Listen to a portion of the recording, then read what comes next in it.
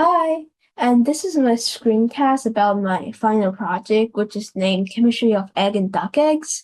And in this lab, I have a scientific question, which is I will compare two cups in a round with the amount of vinegar that could immerse the egg, and I'll investigate that how does only changing the variable of the type of eggs, which is chicken eggs and duck eggs, affect the mass of the egg. And in particular, what detailed main variables will change and affect the final result? To achieve this, I'll do an experiment, and in this experiment, I'll prepare one chicken egg and one duck egg. Then I'll put each of them in the same solution with the amount of vinegar that can immerse them for 24 hours.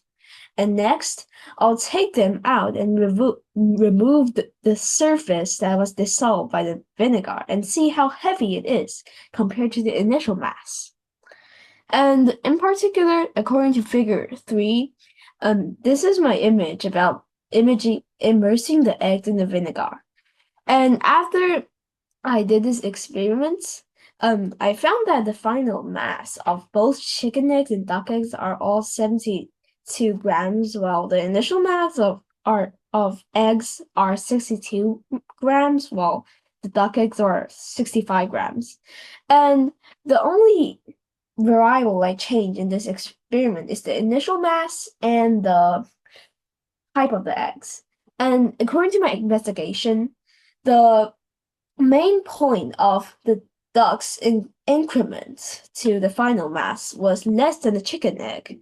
It's because that the thickness of the shells of the duck egg was more greater than the chicken egg, which makes them more hard for the water to go in during the 24 hours when I use vinegar to immerse. So that since there's water going in the egg, so that the duck egg will has less increment than the chicken egg.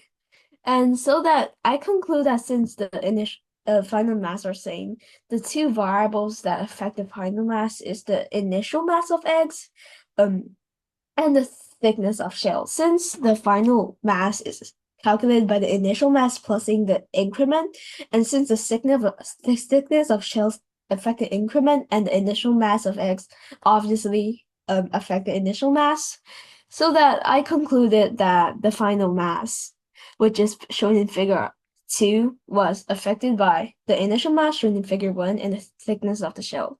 And this is my presentation. Thank you.